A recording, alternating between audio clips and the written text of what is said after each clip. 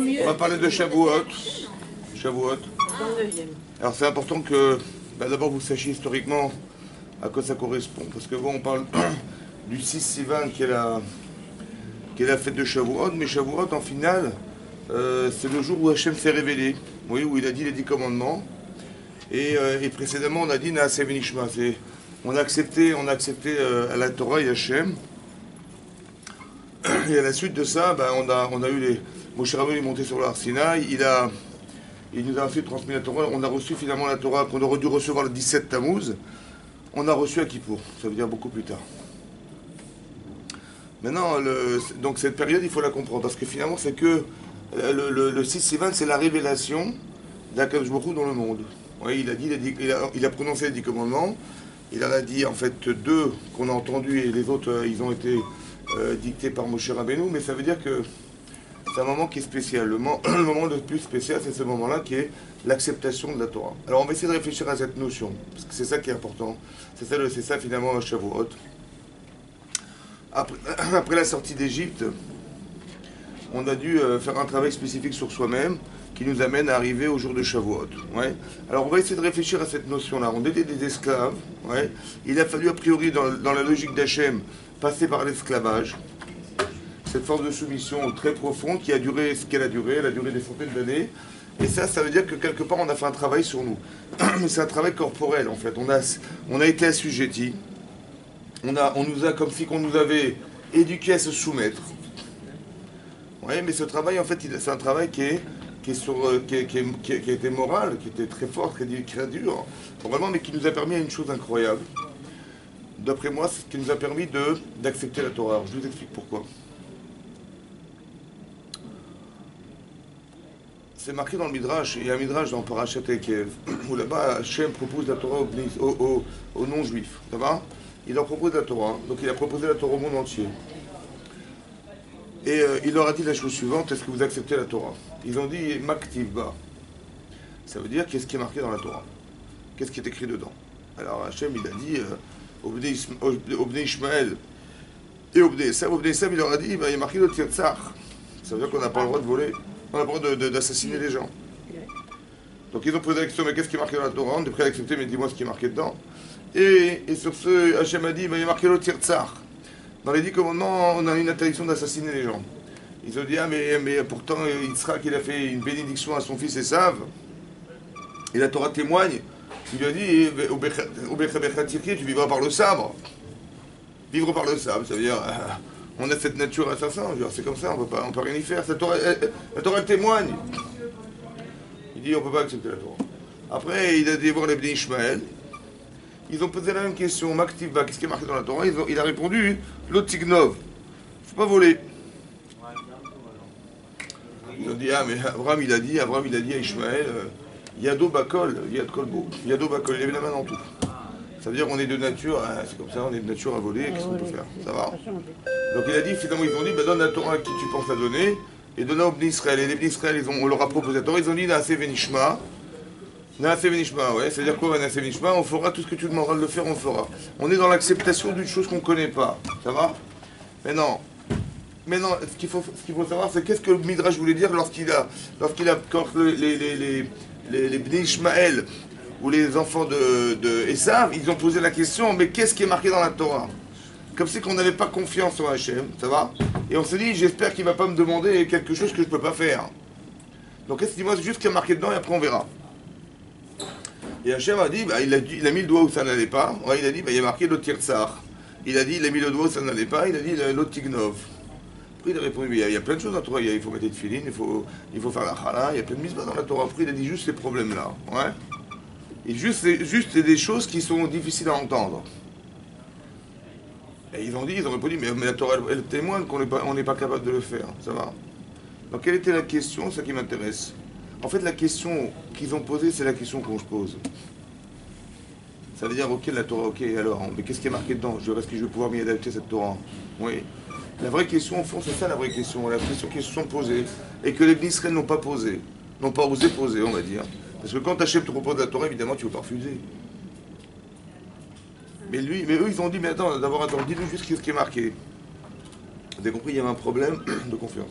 Mais à part ça, il y a un autre souci. C'était quoi la question? La question de qu'est-ce qui est marqué dedans, c'est de dire j'espère que tu ne vas pas me dire de ne pas voler. J'espère que tu ne vas pas me dire de ne pas tuer, c'est pas possible. On vit dans une société où on est obligé d'agir de cette manière. Voilà, c'est la logique philosophique de ces gens, ça va? On ne peut pas faire autrement. Et Hachem, qu'est-ce qu'il a proposé? Alors qu'est-ce qu'Hachem? Parce qu'il a dit mais je vous donne la Torah, qu'est-ce qu'il a voulu dire Hachem en leur proposant la Torah? Un moyen de contrer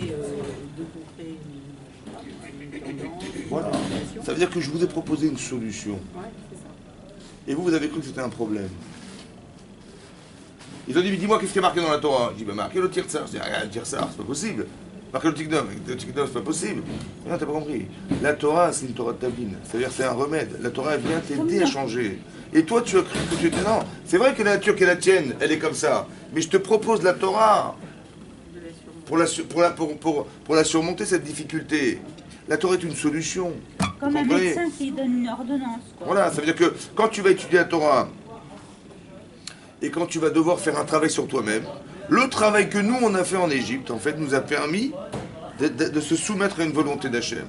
Mais Hachem, il a organisé cette soumission, et il a organisé ce miracle incroyable d'être sorti d'Égypte, pour qu'on ait confiance en Hachem, ouais, et qu'on puisse un jour se soumettre à la volonté d'Hachem. C'est ça, ça veut dire. C'est ça que ça veut dire. Donc on a fait un travail corporel, qui était d'avoir été assujetti à une nation, et ça nous a permis de basculer sur la capacité que nous avons d'accepter ce qu'Hachem va nous proposer et pas de poser la question de qu'est-ce qui est marqué dedans.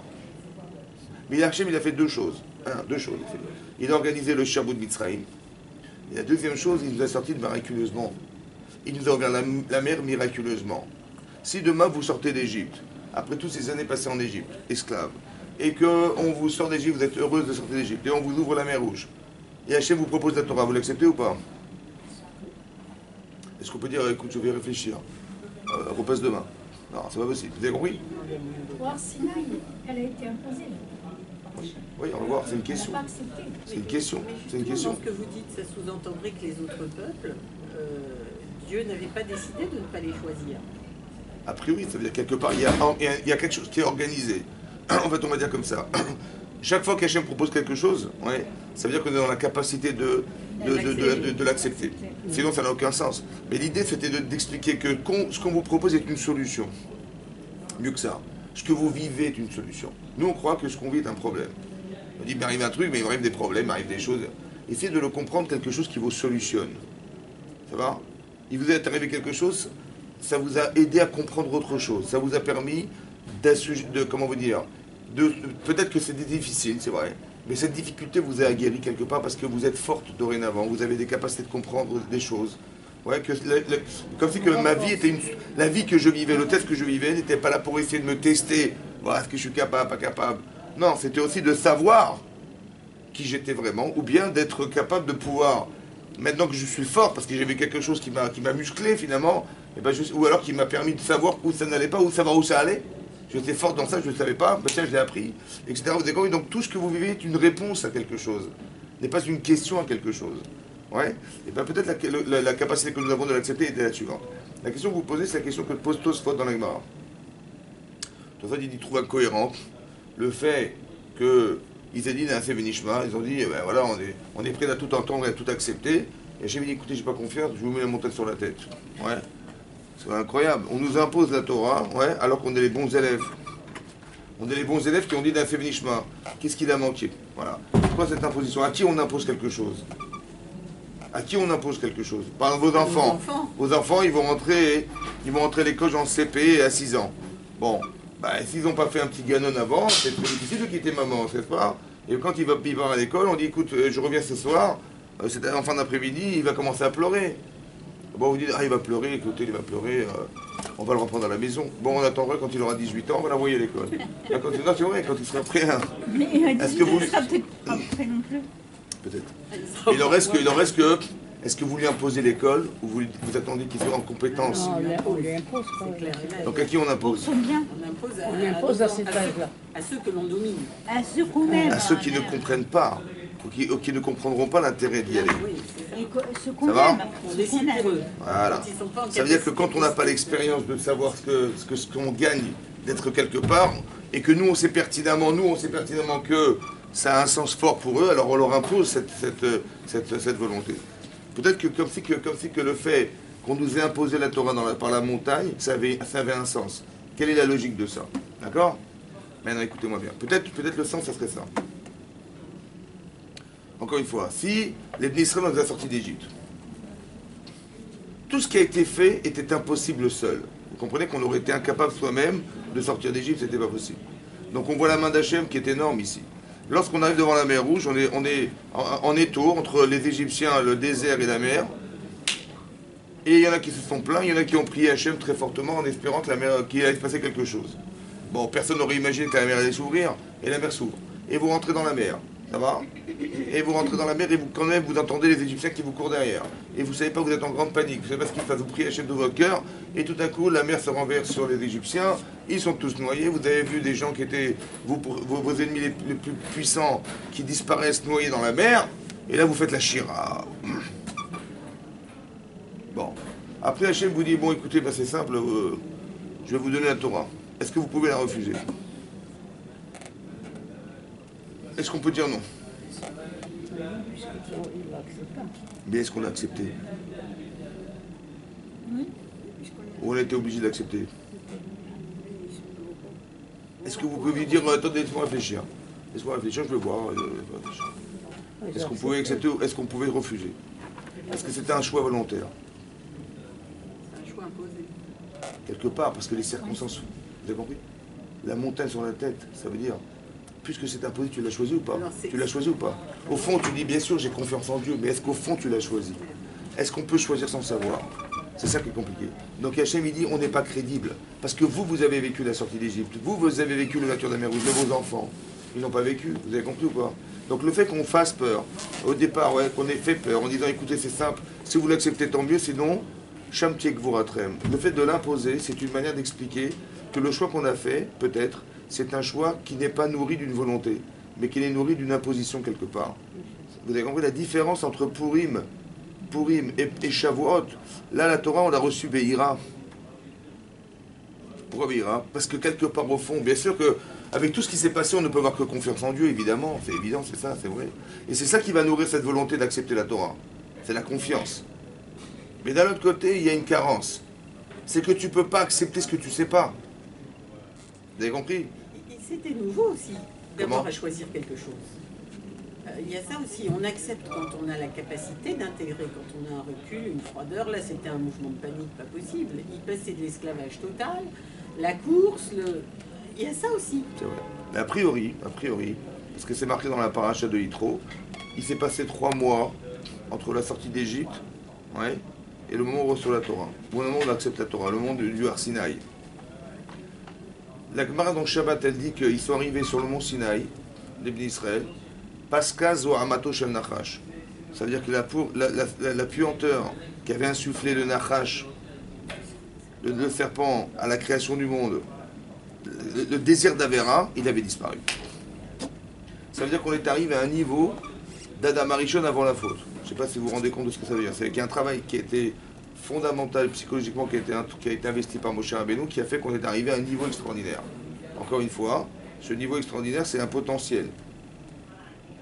Ça veut dire qu'on est arrivé à une volonté sans limite d'accepter la Torah, jusqu'au point où si on nous dit, mais il n'y a plus de place au Yetzirah. Je ne sais pas si vous vous rendez compte. C'est comme le Baal Tshuva qui va faire Teshuva et tout à coup il est tout feu tout flamme et il n'y a rien qui peut l'empêcher d'arriver au mitzvot. Rien, vous avez compris?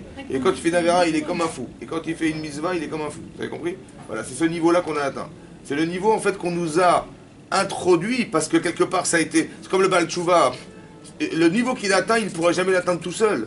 C'est une implosion qu'Hachem il organise chez lui tard qui fait qu'il est très fort, autant que cette manifestation qu'a exprimé Hachem à la sortie d'Égypte, elle est extraordinaire.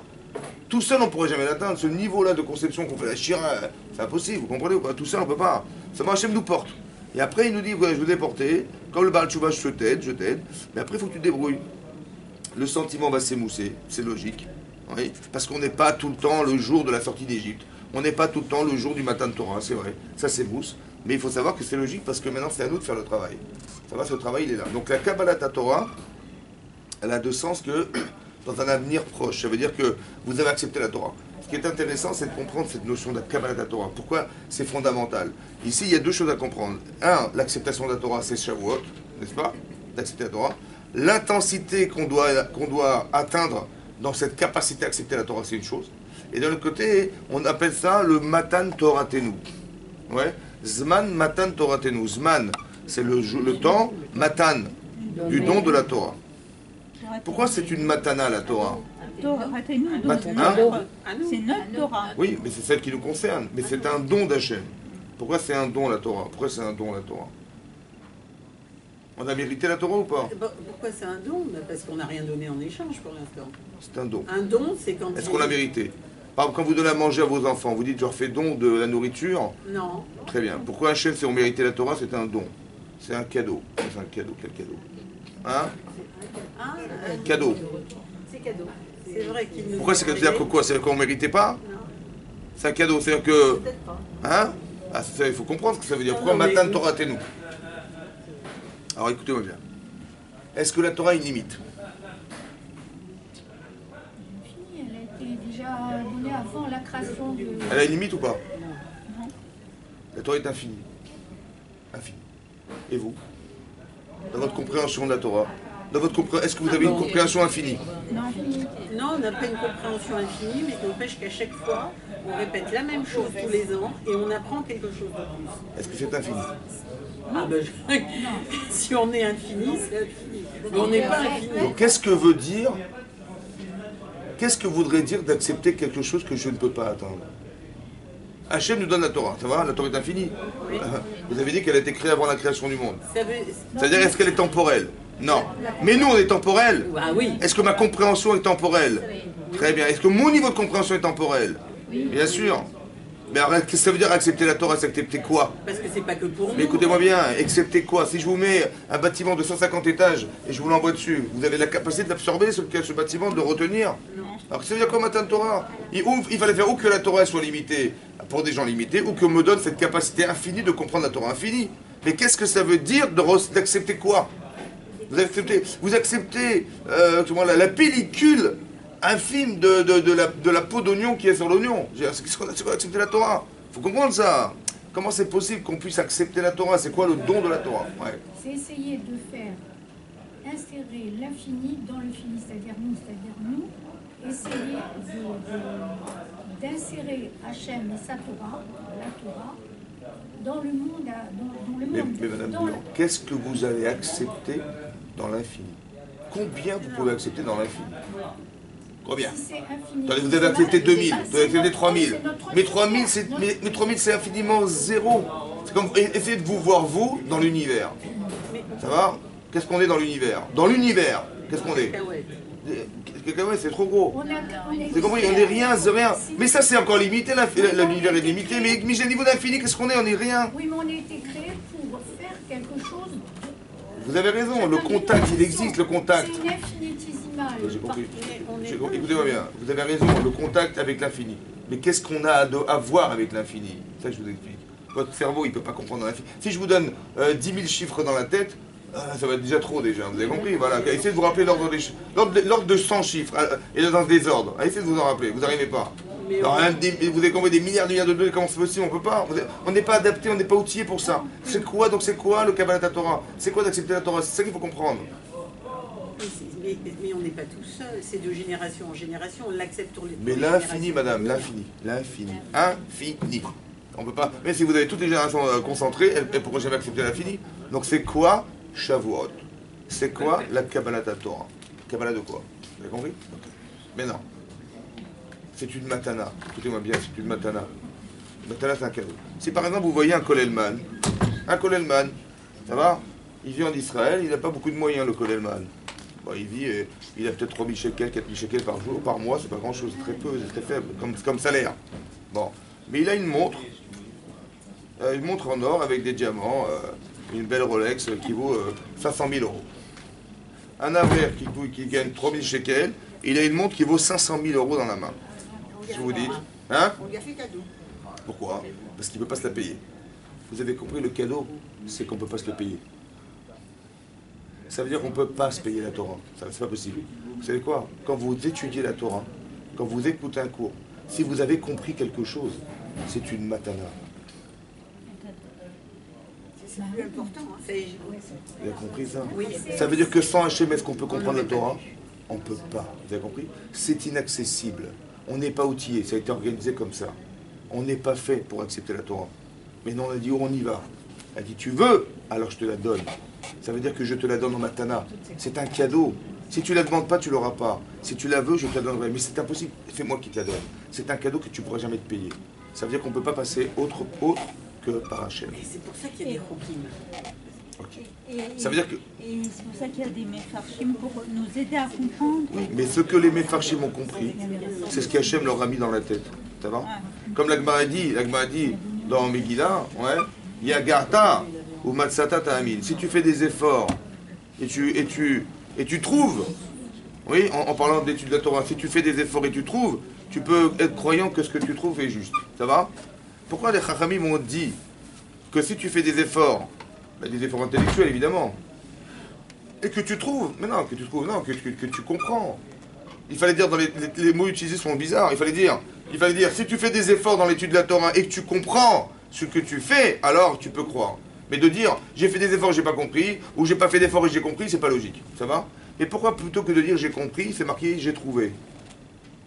Alors il m'a dit, tu sais quoi? Quand tu comprends, c'est une trouvaille. C'est comme tu es dans la rue, et tout à coup tu trouves quelque chose dans la rue. Pour trouver un diamant. Vous avez compris ce que ça veut dire? Ça veut dire que c'est une trouvaille. C'est Dieu qui te l'a mis devant toi. C'est Dieu qui t'introduit. Ça va? Atachonen la dame da'at. La prière, quand on fait la prière le matin, on dit atachonen. Ça veut dire quoi atachonen en français? Atachonen la dame da'at. Tu donnes. Mais chonen, ça vient de quoi? Chinam. Ça vient de chinam. C'est gratuit. Vous avez compris ce que ça veut dire? Ça veut dire, ne crois pas que parce que tu fais des efforts, tu mérites l'infini. C'est parce que ta volonté d'accéder à ça, elle te permet d'accéder à l'infini. Ça veut dire que Hachem, il te donne, mais c'est une matana. Vous avez compris ça? C'est marqué dans la paracha Yitro. C'est marqué Elea Devarim. Avant qu'on reçoive la Torah, c'est marqué Elea Devarim. Voici les paroles. Et Kol Devarim, toutes les paroles. Asher Diber Hachem, qui avait dit Hachem. Asher Diber Hachem. Et il a dit, voilà, les 10 commandements. Anochi Hachem Elokecha, Asher Otzeticha Be'eretz Mitzrayim. Voici, je suis ton Dieu qui t'ai fait sortir d'Égypte, etc., etc. Elea Devarim, Kol Devarim, Asher Diber Hachem. Kol Devarim. Rashi explique là-bas du Midrash. Il dit, Kol Devarim. Hachem, il a dit les 10 commandements. Les 10 commandements en une seule parole, en un seul dibour. Ce qu'un homme n'est pas capable de faire. On ne peut pas dire 10 en un. Ok? Et après il dit, ah mais si c'est comme ça, maintenant qu'il a tout dit en un, alors pourquoi il a dit Anochi Hashem Elokecha? Il dit, bah, je vais t'expliquer ce que je t'ai dit. En vérité, écoutez-moi bien. Il a dit, il fait ce que je vous ai dit. Anochi Hashem Elokecha, je vais vous expliquer ce que j'ai dit. Mais pourquoi il a fait comme ça, je comprends pas. Mais de toute façon, on n'a rien compris. On n'est pas outillé pour comprendre. On n'est pas outillé pour comprendre 10 ans là. On n'est même pas capable de formuler 10 ans là. Alors pourquoi il a fait ça, Hachem? Vous avez compris? Il a dit. Anochi Hachem Elokecha. Il a expliqué ce qu'il a dit au départ, concentré dans 10 ans là. Mais pourquoi faire? Mais on n'est pas intellectuellement capable de comprendre ce genre de discours. Pourquoi il a fait ça alors? Mais pourquoi il a fait ça? Il fallait dire non, il fallait qu'il s'adapte à la nature humaine. Vous avez compris? Hein? Pour nous donner envie de savoir. Mais attendez, quand on vous parle comme ça vous donne envie, vous? Non, c'est inspirer la crainte. Hein? Inspirer la crainte. Non, peut-être que pour dire, la Torah, le niveau où je me trouve et le niveau de la Torah, c'est 10 en 1. Tu as compris? Ça veut dire que toi, vous avez compris? C'est 10 en 1, ça veut dire que la capacité qu'a la Torah d'exister, ou Hachem d'exister, n'a rien à voir avec la structure mentale que nous avons, nous. Parce que moi, quand je peux parler, je vais dire 10 en 1. Par exemple, je vous explique, il y a combien de milliards de personnes sur la Terre, vous allez comprendre? 7 milliards. 7 milliards. Vous avez compris? Est-ce que vous imaginez qu'un Kadosh Baruch Hu, il s'occupe de 7 milliards à la même seconde où je vous parle? Et pas 7 milliards de personnes, tiens, il va manger, il va dormir. Non, sur toutes les générations de la création du monde jusqu'à aujourd'hui, il fait des calculs, Hachem. Que lui, grâce à sa grand-mère, il a eu ça, l'autre sa grand-père, machin, donc sa grand-père il y a 2000 ans, il a fait ça, on va lui faire ça. Vous imaginez le calcul est démentiel que c'est ou pas? Ça, c'est la marchava d'Hachem, ça. C'est la pensée d'Hachem. Et ça, c'est la Torah, ça. C'est ça, la Torah. Vous avez compris que c'est difficile d'imaginer qu'on a un rapport à ça? Donc c'est possible. Donc c'est ça qu'il a dit Hachem. Sachez que vous n'avez pas d'accessibilité. Mais je vais vous expliquer ce que je vais vous donner. Ça dépend de toi si tu demandes. Si tu demandes, alors je te dirai, je suis Hachem ton Dieu. Vous avez compris ça? Ça veut dire que tout passe par l'acceptation de la Torah. Votre volonté l'accepter. Votre volonté d'être rassuré qu'Hachem est avec vous. Parce que qu'est-ce qu'il a fait comme travail Hachem? Il a fait ce que j'appelle comme un travail de couple au départ. Quand on est jeune marié, de quoi on a peur? On a peur de ce que mon mari va faire, qu'est-ce qu'il va me dire, comment il va me parler, comment ça va se passer à deux, on est soucieuse ou pas? Donc le travail qu'il faut faire, c'est quoi? Comment? Mais surtout de se rassurer. Est-ce que vous avez fait le bon choix? Eh bien c'est lui qui va vous le montrer. Et lui aussi il a des peurs, il a des craintes, eh ben, c'est vous qui allez lui montrer que oui, tu as bien fait de m'épouser parce que voilà, je suis comme ça, je suis là. Vous avez compris ou pas? Le premier travail, c'est un travail de se rassurer. Cette allusion, elle est marquée dans une Gemara dans Ta'anit. Ce que je vous explique là, c'est vous expliquer qu'est-ce qu'Hachem il a fait. Il nous a rassurés. Il nous a sortis d'Égypte, il nous a rassurés. Après qu'on est rassuré, bien sûr, on a fait tout ce que tu veux, je l'accepte. Vous avez compris ou pas? Ce travail de se rassurer, c'est marqué dans Shir HaShirim. Ouais. Beyom Khatunato. Ou Viom Simchat Libo. Ouais. Le jour de sa Khatuna, de son mariage. Ou Yom Simchat Libo, le jour de la joie de son cœur. Et là-bas, la Gemara explique à la fin de Ta'anit, elle dit que Yom Khatunato, ce que Shlomo HaMelech il a sous-entendu dans Shir HaShirim, le jour de mariage, c'est le jour du Matan Torah. Ah bon? Ouais. Le jour de son mariage, en fait, c'est le jour du Matan Torah, du don de la Torah. Et Yom Khatunato, Yom Simchat Libo, la joie du cœur. Vous savez ce que c'est que la joie du cœur? C'est le jour où on a construit le Mishkan. On a atteint le jour où on a construit le Mishkan, quelque chose de plus accompli que le fait d'avoir accepté la Torah sur le mont Sinaï. Voilà ce qui est marqué dans le Midrash, dans Shir HaShirim. Ça va? Dans la Gemara, pardon. Ça? Ok. Qu'est-ce que ça a à voir, le Matan Torah, avec le mariage? On dit oui, on s'est marié avec Hachem, on s'est... Voilà. Bon.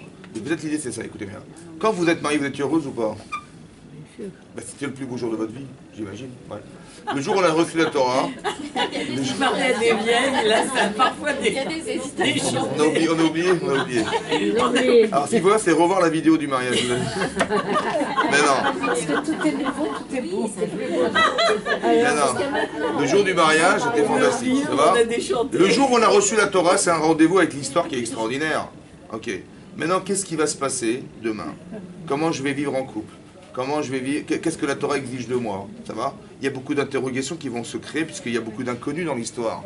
Vous étiez des femmes célibataires, vous vivez avec un homme.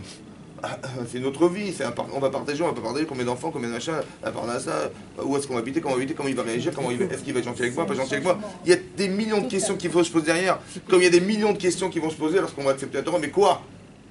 Mais j'ai confiance en mon mari, j'ai confiance en ma femme, je me marie avec elle, celle que j'aime, j'ai confiance en Dieu, j'épouse la Torah, j'accepte la Torah. C'est comme ça, oui ou non? Mais comment ça va se passer demain? Mais c'est exactement les mêmes questions. Yom Khatunato. Comment? La Torah nous déçoit. Mais comment? La Torah, elle exige de vous quelque chose. La Torah, elle exige de vous quelque... Non, mais la Torah... Elle exige des choses. Bien sûr que la Torah exige. La Torah exige, ça veut dire que... Est-ce que vous êtes adapté à ce que la Torah exige de vous? Ah, c'est ça le problème. Je suis une femme. Mais ma vie de femme, ça va être un jour une vie de mère, ou une vie de femme mariée, etc. Et quel niveau d'exigence on doit avoir de moi? Quel niveau de compétence je dois avoir pour éduquer bien mes enfants? C'est une question, ça. Vous avez compris ça? C'est pareil. Mais la Torah épouse la vie courante. Vous avez compris? C'est pas la Torah, il n'y a pas de défaut. C'est le problème d'adaptation. Est-ce que je suis capable d'être? C'est là que je pose la question. C'est pareil. Le jour du mariage, c'est pareil. Maintenant, est-ce que tout a marché est-ce qu'on a eu des 20 sur 20 dans la Torah? Est-ce qu'on a eu des 20 sur 20 en couple? C'est parfait. Mais non, c'est sûr que non. Vous savez ce qui s'est passé? On a fait le veau d'or. Ça veut dire qu'on a échoué. On a échoué ou pas? Ok. Mais quand on fait le veau d'or, vous savez ce que dit la Gemara? Effroyable. La Gemara dans Shabbat, elle dit à quoi ça correspond le veau d'or, ouais, pour vous donner une image. Pire qu'un divorce. La Gemara dit que le jour de son mariage, sa femme, le moment de la Séouda, elle a trompé son mari. Le jour de la Séouda de son mariage, elle a trompé son mari. Bon, est-ce qu'on peut s'arranger dans cette situation pareille? C'est exactement la même intensité qu'il y avait avec Hachem. Le jour de son mariage, en plein michté, madame, elle va aller tromper son mari. Ça va? Voilà ce que Klal Israël a fait le jour du don de la Torah. Est-ce qu'on peut s'arranger dans cette situation pareille? Bon. Qu'est-ce qu'on a pensé? Qu'on avait tout perdu. Quand en couple, il vit une chose pareille, il pense que c'est terminé. Bon, si ça se réconcilie, comment vous vous sentez? C'est là que commence le binyan. La simchat libo, c'est quand vous avez compris ce que vous aviez failli perdre. Et là, vous vous rendez compte de la puissance que ça a d'avoir. Ça va? C'est là qu'on se rend compte. C'est exactement comme de le... C'est ça, la simchat libo, ça veut dire... La joie du cœur, c'est de dire, mais tu te rends compte, on a failli tout perdre. Et maintenant qu'on a compris, on s'est réconcilié, etc., etc. Mais la simcha n'a rien à voir. Parce que c'est ça. La première choix qu'on a eue de se marier, c'est le mariage, c'est d'avoir. Maintenant, je suis une femme mariée, j'ai mon mari, j'ai mes enfants, voilà, super, j'ai... Vous avez compris? Mais là, c'est d'être. Hein. Manifestement, j'étais pas capable d'être parce que j'ai fait le veau d'or. Ça va? Mais c'est ça qu'il faut comprendre. Que la Kabbalat Torah nous permet d'avoir une simchat alev, ça veut dire la joie du cœur, qui dépasse, qui va dépasser, parce que c'est là que vous allez ressentir une joie extraordinaire, celle d'être réconcilié avec vous-même. C'est quoi réconcilier avec soi-même? C'est ça qu'il faut comprendre aussi. C'est quoi de se rassurer? Autant d'être rassuré et de se rassurer. Écoutez bien. C'est marqué, il y a une Gemara dans Hérouvine, la Gemara dit comme ça. Je crois qu'on l'a déjà cité cette Gemara, la Fille Guimel. La Gemara dit là-bas, il y avait une discussion entre Beth Shammai et Beth Hillel. Il y avait deux écoles. Ouais, il y avait l'école de Shammai et l'école de Hillel. Et ils discutaient, ils s'étaient posé une question philosophique de savoir, est-ce que ça valait la peine de créer le monde? Noach l'Adam Shinira ou Shinira? Est-ce que ça valait la peine de créer l'homme ou pas? Beth Shammai, ils ont dit, ben non, ça valait pas la peine de créer l'homme. Oui. Vu tout ce que l'homme est, tout ce qu'il fait, tout ça, ça valait pas la peine. Et Beth Hillel, ils ont dit si ça valait la peine. Bon, la question paraît un peu farfelue, quoi. Si Hachem il a créé le monde, évidemment que ça valait la peine. C'est quoi la question? Finalement, ils ont discuté, dit la Gemara, pendant 2 ans et demi. Sur ce sujet. Nimnu Vegamro. Nimnu Vegamro. Ils ont compté, ils ont fait un vote, ils ont compté les élèves. On a fait un vote. Qui c'est qui pense oui, qu'est-ce qui pense non? Nimnu, ils ont nommé, ils ont compté. Vegamro, ils ont finalement conclu que Noach l'Adam chez l'Onivra. Ça valait pas la peine de créer l'homme. Arshav, maintenant qu'Hachem nous a créé, là on est dans une situation, ça valait pas le coup, hein, mais maintenant qu'il l'a fait, qu'est-ce qu'on peut y faire? Alors il pêche, veille mashmesh bemaasav. Il pêche, il va rechercher. Il mashmesh, il va palper ses actes. Rechercher et palper. Qu'est-ce que tu vaux et qu'est-ce que tu fais? Ça va? Ok. Tu parles tes misotes, tu fais des misotes, qu'est-ce que tu fais comme misotes? Essaie de voir quel poids ils ont. Pas faire du poids, c'est fort chez toi. C'est ça qu'il faut palper. Autant que rechercher, je sais que j'arrive pas à faire ça, je sais que j'arrive à bien faire ça. Essaie de mesurer ce que tu es en recherchant à l'intérieur de toi, en fonction des réactions que tu as dans ta vie, qu'est-ce que tu fondamentalement que tu es fondamentalement. C'est ça les pêche. C'est comme rechercher le Hametz. Ouais, on cherche où ça va pas, où il y a du Hametz. On va chercher en soi. Tiens, je réagis comme ça, de se comprendre d'abord. On sait qu'on a on a des choses acquises en soi, ouais, et des choses qui sont à développer. Mais quoi, qui, quoi, on ne sait pas. Quel niveau, on ne sait pas. On cherche. Autant qu'on aimait mashmesh, c'est-à-dire vous allez mesurer, vous allez palper ce que vous faites. C'est important ça. C'est quoi l'objet de la marloquette? C'est quoi l'objet de la discussion entre Beth Shammai et Beth Hillel? Et qui finalement ils ont conclu une chose incohérente. Ils ont dit que ça valait pas la peine. Alors écoutez-moi bien. Il y a combien de mitzvot dans la Torah? Il y a combien de mitzvot positives? D'actions positives? Hein? 248 mitzvot positives. Et combien d'interdictions? 365. J'ai 365 boules rouges et 248 boules bleues. Si vous mettez la main dans le tas, vous avez plus de chances de prendre des rouges ou des bleus? Des rouges. C'est-à-dire que statistiquement, si vous devez agir, est-ce que vous avez, de façon mathématique, plus de chances de faire des misotes ou des avérotes? Très bien. Maintenant, ça c'est la probabilité. D'accord? La tendance. Est-ce que vous êtes plus tendancieuse misva ou avéra? Est-ce que votre Yetzirah est plus fort ou moins fort que votre Yetzirah Tov? Je dirais que c'est pas nous. Il faut le dire, faut le dire. Oui, non, C'est quelle tendance? Est-ce que vous avez envie de faire des mitzvot toute la journée? Ou là, je sais pas, quand je peux. Je m'arrange. La tendance Yetzirah, elle est plus forte ou moins forte que Yetzirah Tov? Mais évidemment, ça veut dire que la tendance humaine, elle est en probabilité plus importante que celle de faire des mitzvot. Et la tendance humaine, elle est plus tendancieuse de faire avéra que mitzvah. Alors ça valait le coup ou pas? La tendance humaine, elle va plus facilement. Ben, c'est logique, pourquoi? Je vous explique pourquoi. Le jour où vous êtes sorti du ventre de votre mère, le Yitzhara il est venu. Ça va? Bon. Et vous avez pleuré pour manger. Et vous avez exigé, non, mais c'est moi qui décide ici. Vous faites ce que je vous dis, machin, voilà. C'est comme ça que ça se passe ou pas? Vous n'êtes pas bien, vous râlez. On vous comprend pas, vous pleurez. Mais on l'a pas choisi. Peu importe, vous avez compris ça? Qui c'est qui a créé cette tendance? C'est Dieu. Jusqu'à quel âge? Moi, jusqu'à 7 ans, je dirais. 12 ans. Jusqu'à 12 ans. Vous êtes bat mitzvah, les femmes, 12 ans. Ça veut dire qu'Yitzhara, il a 12 ans le jour où votre Yitzhara Tov, il a un jour. Il a pris de l'avance. Il a pris de l'avance, c'est pas mal, hein? Mais- Oui, non. Mais non, qu'est-ce qu'il faut faire? Ça. Inverser la C'est- tendance. Donc, est-ce qu'on est dans l'équilibre de 50-50? Il faut faire comme Hollande, inverser la courbe du travail. Exactement. Mais pourquoi Hachem il a fait? C'est ça qu'on voulait dire les Chachamim, que ça valait pas le coup de le créer. Chas v'shalom, c'est pas qu'Hachem il a eu tort. C'est de savoir où est-ce qu'on se positionne. Si vous deviez dû créer le monde et l'homme, vous auriez fait ça? Vous auriez dû faire du 75-25? Non, ben Hachem il a fait ça. Il faut le savoir que c'est comme ça. Donc c'est que si vous ne faites pas d'efforts en avant, si vous ne vous battez pas contre votre tendance, qu'est-ce qui va se passer? Mais la nature revient au galop. Vous avez compris? C'est comme la pesanteur. Je tiens, si je lâche, elle ne va pas monter la pomme, hein, elle va descendre.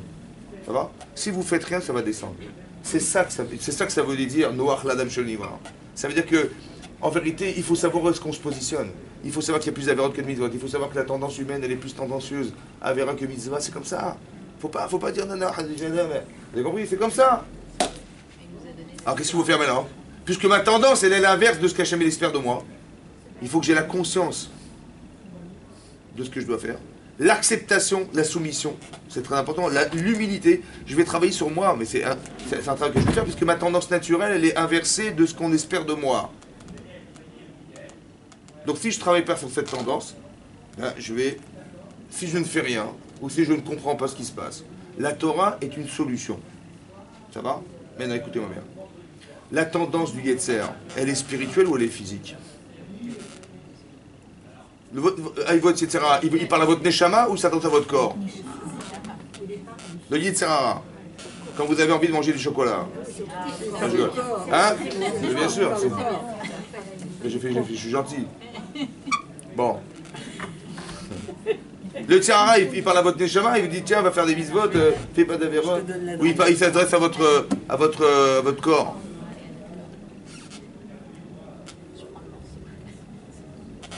Vous avez compris? En vérité, le vrai travail, il est où? Pourquoi j'ai peur? Pourquoi j'ai pas envie? Pourquoi j'ai posé la question, mais qu'est-ce qui est marqué dans la Torah? Quand les Bnei Ishmael ont demandé, mais qu'est-ce qui est marqué dans la Torah pour qu'on l'accepte? Quand ils ont posé la question, les enfants de Esav, mais qu'est-ce qui est marqué dedans? Dis-moi ce qui est marqué dedans. Ciao, merci beaucoup. Ouais? Ben, en vérité, c'est quoi le problème? Si t'as qu'une Neshama, tu poses des questions, toi? De vue. On a eu peur de ne pas pouvoir. Mais à cause de quoi? Si t'as qu'une Neshama, tu as que Neshama, toi. Tu dis à Hachem, mais tout de suite, ta tendance, elle est évidemment à la Torah, évidemment. Tu oses même pas poser de questions parce que tu as le bon Dieu en face de toi. Donc qui c'est qui nous fait faire, qu'est-ce qui nous fait poser la question? Comment? C'est le corps. Donc donc la solution, elle est physique ou elle est corporelle ou elle est physique. Elle est physique. Il Donc faut combattre le mal par le mal. donc ça veut dire que je dois comprendre que la Torah elle vient réparer quelque chose qui est physique. Donc quand j'apprends la Torah, à quoi ça sert? Quand j'ai dit que j'accepte la Torah, j'ai bien compris que j'ai accepté la Torah, j'ai accepté quoi? Je vais faire un contrôle sur mon corps. J'ai compris ce que je dois contrôler qui m'amène à me... En fait, c'est un tikkun. Oh, mais écoutez bien, je vous l'explique intellectuellement pour que vous ne l'acceptiez pas. Parce que quand on dit tikkun, on croit que c'est de la Kabbalah. Nous, la tikkun, Kabbalah. Une réparation. Oui, mais j'ai compris en français aussi, je sais traduire le Hachem. Mais juste, je ne comprends pas ce que veut dire réparer quoi. Est-ce que vous êtes garagiste? Bon, votre voiture, elle ne marche pas.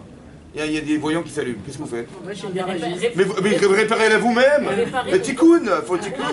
Allez, madame Bilan, tikkun. Mais moi, je suis pas garagiste, moi. Si, un petit coup de Vous par avez compris? là. Un petit coup par là aussi. Vous avez compris? On n'est pas garagiste. Donc ça veut dire qu'il faut être garagiste. Pour comprendre, mais comment on peut être garagiste? Il faut apprendre. Voilà. Mais le tikkun, en vérité, il faut comprendre quelle est la panne.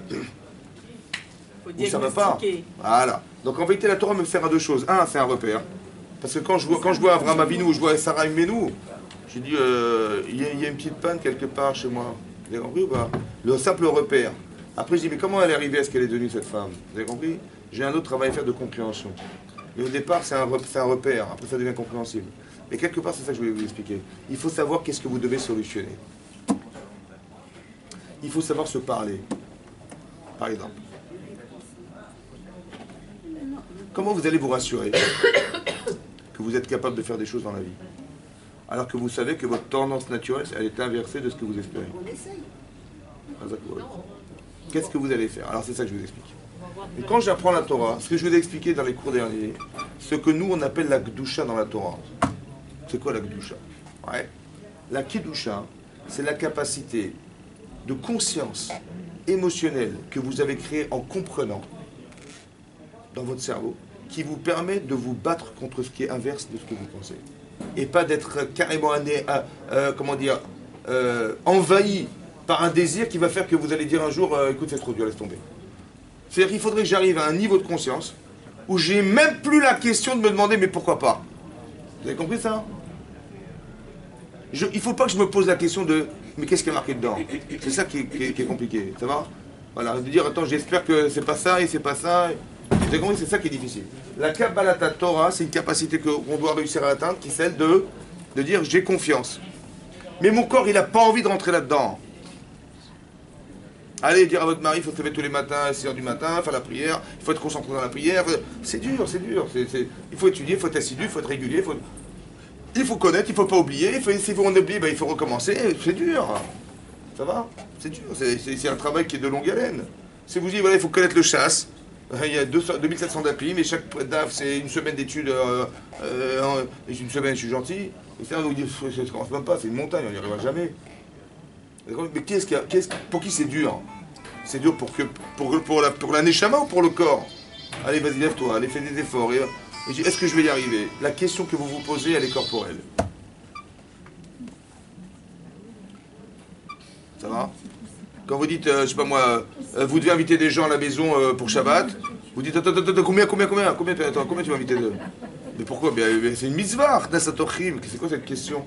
Attends, est-ce que j'ai dans le frigidaire ce qu'il faut? Est-ce que j'aurai le temps? Attends, je sors du boulot, j'ai pas le temps, Mais c'est votre corps qui vous pose un problème en fait. C'est votre corps qui est problématique, c'est lui qu'on doit solutionner. Ça va? Donc quand on parle de joie, c'est vrai qu'on a l'impression que c'est ma tête qui résonne. Mais en vérité, c'est votre corps qui vous pousse. La simcha, vous devez avoir une mémoire corporelle de ce que vous avez ressenti. C'est elle qui va vous motiver. C'est ça qu'il faut atteindre. La mémoire de la puissance que peut avoir la simcha dans votre corps. Et c'est elle qui vous dit, tiens, c'est quand vous dites, tiens, on est vendredi, demain c'est vendredi, tiens, bientôt Shabbat, Baruch Hashem, on va pouvoir se reposer un peu. Ce discours-là, il est quoi? Quand Shabbat, c'est la création du monde, vous pensez à la création du monde ou vous dites, tiens, Shabbat? Hein? À quoi vous pensez? Vous avez compris? C'est incroyable qui est très fort, c'est mon corps qui impulse et qui gère. Tout le travail à faire. C'est pour ça qu'on dit, mais si c'était le corps, finalement, ça valait pas la peine de créer l'homme. C'est ça la question, vous avez compris quoi? Si au final, tout ce que je fais, tout ce que je pense, je réagis qu'à ça. Le Shiabou de Mitzrayim, il a permis de moins d'assujettir quelque chose. D'accepter la Torah, c'est comme ça. Il faut que vous soyez suffisamment clair et que ce soit votre cerveau qui gère ce que vous ressentez. Ça veut dire comme ça. Une fois, je vous ai dit comme ça. Si quelqu'un, il a très envie de quelque chose qui est interdit par la Torah, et puis il a essayé de faire des efforts, et puis il a dit, ah, je ne veux pas le faire, il a craqué, il a fait. Ça va? Ça vous arrive des fois ou pas? Un petit peu. Ok, ça arrive. Maintenant, qu'est-ce que vous dites? Il dit, mais après, vous regrettez? Il dit, mais qu'est-ce que j'ai fait comme bêtise? Oui ou non? Mais comment c'est qu'on a craqué? Pourtant, vous saviez, puisque vous avez fait un travail spécifique pour essayer d'éviter de faire. C'est vrai, on savait ou on ne savait pas? Alors, comment ça fait qu'on a fait alors? Ah, c'est quoi? Oui, mais j'ai compris, mais quand vous dites, est-ce que vous saviez? Oui. Est-ce que vous saviez qu'Hachem, il était derrière? Est-ce que ça vous a empêché de faire ce qui est interdit? Donc, qu'est-ce qu'on a compris de là? Qu'est-ce que vous comprenez? On est capable de désobéir. Mais comment ça se fait? On n'a pas suffisamment travaillé notre esprit. Attendez, je vous dis. Mais comment ça se fait d'abord au départ, avant de dire esprit? Avant, qu'est-ce qui a fait que j'ai craqué? Oui, ça c'est des mots, mais je veux dire, essayez de comprendre, c'est quoi l'histoire? C'est que la passion était plus forte que la raison. Ça veut dire que ça ne suffit pas de savoir. Vous dites pourtant je savais, mais je regrette, je savais et je regrette. Alors comment je vais réparer? Vous parlez de Tikkun, comment je vais réparer? C'est quoi? Qu'est-ce qu'il doit faire le mécanicien pour réparer ça? Parce que ça va être redondant ça. Il sert à il là ou pas? Donc ça va être redondant ou pas? Mais toute ma vie, quand je vais faire à chaque fois, je vais regretter d'avoir fait alors que je ne pouvais pas faire autrement. Alors qu'est-ce qu'il faut faire? Il faut que vous soyez capable de faire que ce que vous savez soit émotionnellement égal ou plus fort que ce que vous ressentez. Parce qu'on a compris que l'émotionnel va annihiler votre rationnel. Quand vous dites à votre mari, mais ça fait 10 fois que je te répète, tu comprends pas ou pas? Et vous énervez. Ils sont inférieurs, l'émotionnel. Pas votre mari, je parle pas de votre mari. Non, mais je parle de... Mais pour un autre, vous les connaissez. Quand vous dites comme ça, vous dites répétez à votre mari 50 fois, vous dites mais ça fait 10 fois que je te répète ou à vos enfants. Ça veut dire quoi? Ça veut dire qu'il faut comprendre que ce qu'il a comme information est plus faible que ce qu'il a envie de faire. Donc en lui répétant 50 fois, ça ne changera rien. Il faut l'amener à avoir l'émotion qui va lui permettre d'être capable de pouvoir résister à la chose. C'est une émotion, la Kedusha, c'est une émotion. Ça va? Ah oui, mais ça c'est du taf. Hein. Mais c'est ça la Avodat Hashem.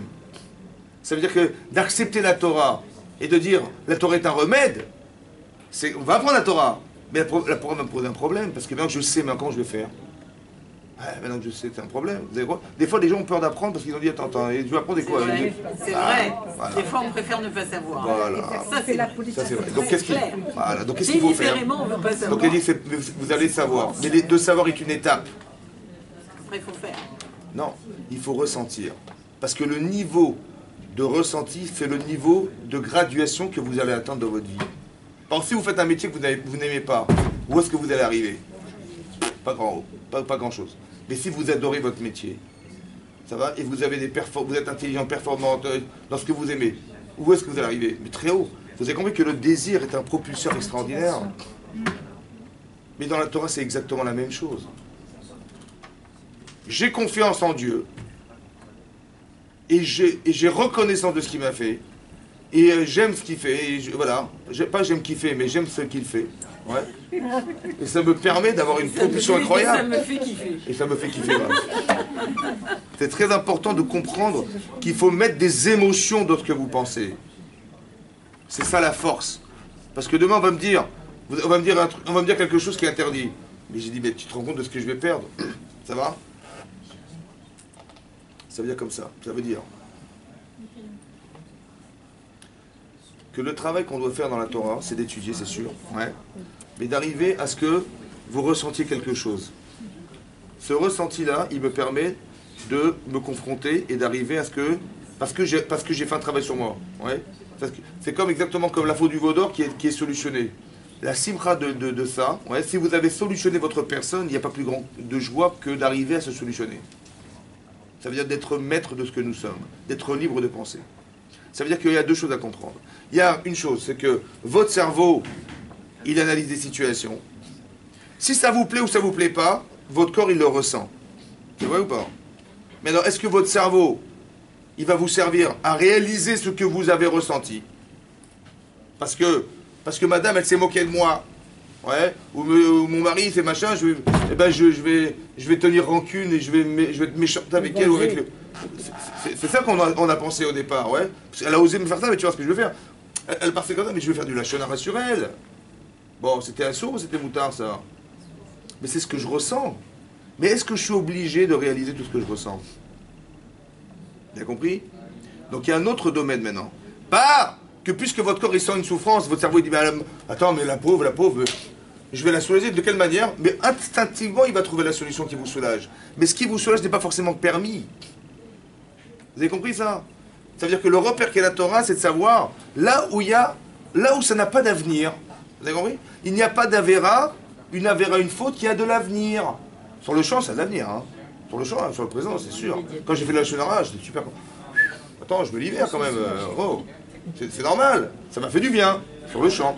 Et demain, je vais avoir des tâches sur moi. Les gens vont me dire de moi que je suis méchante et je suis machin. Quel est mon avenir? Aucun avenir, vous avez compris? Et une Avera n'a pas d'avenir. Une Avera n'a pas d'avenir. Ça veut dire que je le sais maintenant. Donc je suis Chacham. Et je dis, je ne vais pas voir sur le champ ce qui va bien, je vais voir ce qui va se passer demain. Je dis, tu vas faire de la shonara? Regarde ce qu'on va dire de toi, machin, tu vas te retrouver seul. Tu vas mentir, au final tu vas te retrouver seul. Parce que mentir, après ça marche pas. Au final, on va te découvrir, tu vas être comme une idiote. C'est vrai ou pas? Etc. etc. Vous avez compris? Sur le champ, j'ai gagné, mais sur le long terme, j'ai perdu. Essaie d'être Chacham et dire à ton corps, laisse tomber. Écoutez-moi bien. Parle-toi en te disant. Tu dis, mais instantanément, mon cerveau, il me dit, mais vas-y, fais-le. Évidemment, tu souffres de ça, mais fais-le, libère-toi. Mais mon cerveau, il ne sert pas à réaliser ce que je ressens. Il sert aussi à analyser ce que je ressens. Non? Est-ce que ce que tu ressens est bon? Regarde le profil, essaie d'avoir un profil sur X années. Est-ce que tu crois qu'au bout là-bas, ça sera bien pour toi? C'est là que tu vois si c'est une mitzvah ou une avera. Sur le champ, tu pourras penser que c'est une mitzvah. Sur le champ, tu pourras penser parce que ça fait du bien. Tu dis, mais voilà, je me suis fait du bien. Mais qu'est-ce qu'on détermine comme une mitzvah ou pas une mitzvah? C'est sur le long terme qu'on va le voir. C'est là que tu vas voir la connotation que ça aura. Si c'est pas bon pour toi, c'est que c'était une avera. Si c'était bon pour toi, c'était une mitzvah. Tu as le droit d'analyser ce que tu ressens et que ton cerveau soit assez fort pour avoir la capacité, l'humilité, la confiance en toi, etc., qui va te permettre d'analyser ce que tu ressens. Ça, il faut des minutes. Il faut des vertus ou pas? Eh bien, c'est ça que tu dois atteindre. Et quand tu l'auras atteint, tu pourras te dire, tout ce que je fais, je sais pourquoi je l'ai fait. Et tout ce que j'ai accepté de faire, je sais pourquoi j'ai fait. C'est ça tout le problème. Et ça, c'est la maîtrise de ses émotions corporelles. Et pas que l'inverse. Tu dis, je sais exactement ce que je ressens, et je sais exactement comment le réaliser, parce que je vais penser comment je vais le faire.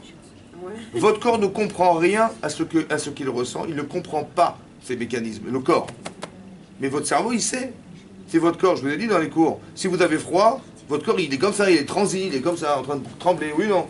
Ben, votre cerveau dit, mais mets un pull, abrite-toi, allume le chauffage. Votre cerveau, il trouve des solutions à une souffrance corporelle ou pas? Et des fois, c'est l'inverse. Quand vous êtes en souffrance, eh ben, vous voulez vous soulager en disant, bah, tiens, je vais me venger, ça va. Eh ben, il m'a fait ça, je vais me venger, ou je vais avoir de la rancune. Et ça, c'est très important quand vous arrivez à le concentrer. C'est ça la Kabbalat Torah, d'accepter ça. Ce principe-là. Et ça, c'est comme ça qu'on évolue dans la vie. Mais ça rejoint la question que vous avez posée au départ. Est-ce que nous, on est limité et que Dieu est créé, voilà. que la Torah est illimitée? Ben, finalement, cet infini, on arrive à le rejoindre à travers les... Exactement, c'est ça la solution. Exactement. C'est ça. C'est un cadeau, en fait. C'est ça. C'est ça. Très